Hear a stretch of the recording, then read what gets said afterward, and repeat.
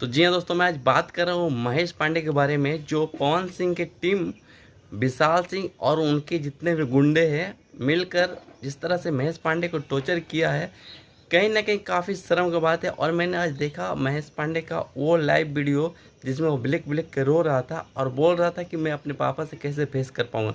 जी हाँ दोस्तों, ये बात सही है कि कोई भी बंदा अगर उसका वीडियो अंडरवियर पे या फिर किसी और पे या फिर दारू पिलाकर या फिर किसी तरह के इस तरह से कोई भी वीडियो बनाएगा और उसे तो कहीं ना कहीं उसका जो ज़मीन होता है ज़मीर, वो उसको गंवा नहीं देगा और वो चाहेगा मैं कुछ कर लूँ। तो यही सब अभी महेश पांडे के साथ हो रहा।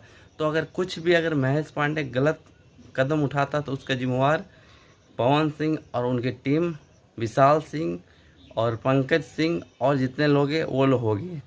एक बार खेसारी लाल यादव की बेटी के ऊपर किसी ने गाना गाया था, पंकज सिंह, तो उसको खेसारी लाल की टीम ने मार दिया। तो जितने भी राजपूत समाज है वो उठ के सामने आ गया था। तो अभी राजपूत समाज कहाँ मर गया? क्यों इस तरह एक ब्राह्मण कुल के लड़के को इस तरह से प्रताड़ित किया जा रहा? वो गलती किया तो आप दुनिया में, संसार में कानून है ना, कानून का सहारा लीजिए। आप क्यों जज बन के उस बंदे को 4 5 10 15 गुंडे लेके चले जाते हैं और खुद उसका न्याय करने के लिए आप हाजिर हो जाते हैं? यही आपका राजपूताना है, यही आपकी मर्दानगी है। राजपूतों का इतिहास आपको पता है, गंदी नाली के कीड़े। और पवन सिंह, आप जो खेला खेल रहे हैं ना, आपका अस्तित्व खत्म हो जाएगा।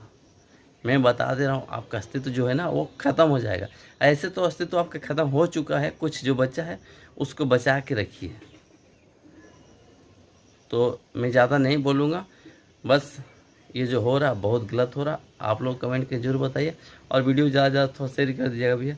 और आप लोग के पास महेश पांडे का नंबर है तो प्लीज़ फ़ोन करके उनको थोड़ा सपोर्ट करिए आप लोग।